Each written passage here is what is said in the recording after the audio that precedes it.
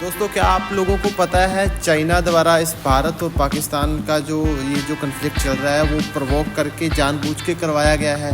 क्यों? आपको मैं रीज़न देता हूँ, फिर आप बताइएगा ये रीज़न सही है या गलत है। आपको पता है पहलगाम से पहले जब यूएसए और चाइना की आपस में एक तरह से ट्रेड वॉर चल रही थी। चाइना टैरिफ लगा रहा था यूएसए पर और यूएसए टैरिफ लगा रहा था चाइना के ऊपर। और चाइनीज़ वेंडर ने तो साफ साफ ये कह दिया था कि हमारे यहाँ से यूएसए पानी के भाव में सब चीज़ें खरीदता है और अपने यूएसए में अपनी ब्रांडिंग करके उसको सोने के भाव में बेचता है।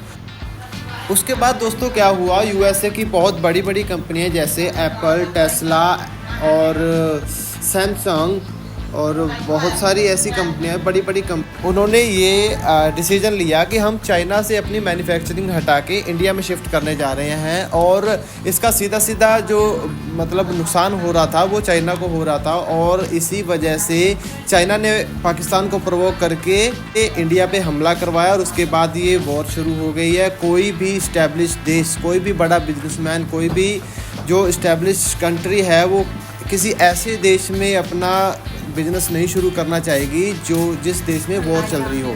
आप मेरी इस बात से किस हद तक सहमत हैं? अगर आप सहमत हैं तो यस लिखें और नहीं सहमत हैं तो नो लिखें। दोस्तों, क्या आप लोगों को पता है चाइना द्वारा इस भारत और पाकिस्तान का जो कन्फ्लिक्ट चल रहा है वो प्रोवोक करके जानबूझ के करवाया गया है। क्यों? आपको मैं रीज़न देता हूँ, फिर आप बताइएगा ये रीज़न सही है या गलत है। आपको पता है पहलगाम से पहले जब यूएसए और चाइना की आपस में एक तरह से ट्रेड वॉर चल रही थी। चाइना टैरिफ लगा रहा था यूएसए पर और यूएसए टैरिफ लगा रहा था चाइना के ऊपर। और चाइनीज़ वेंडर ने तो साफ साफ ये कह दिया था कि हमारे यहाँ से यूएसए पानी के भाव में सब चीज़ें खरीदता है और अपने यूएसए में अपनी ब्रांडिंग करके उसको सोने के भाव में बेचता है।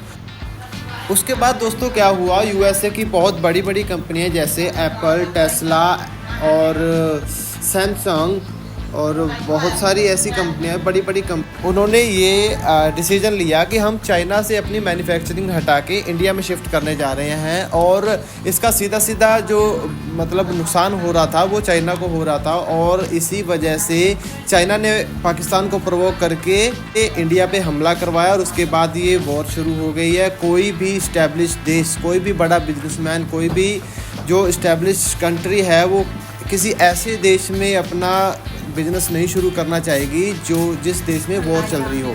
आप मेरी इस बात से किस हद तक सहमत हैं? अगर आप सहमत हैं तो यस लिखें और नहीं सहमत हैं तो नो लिखें।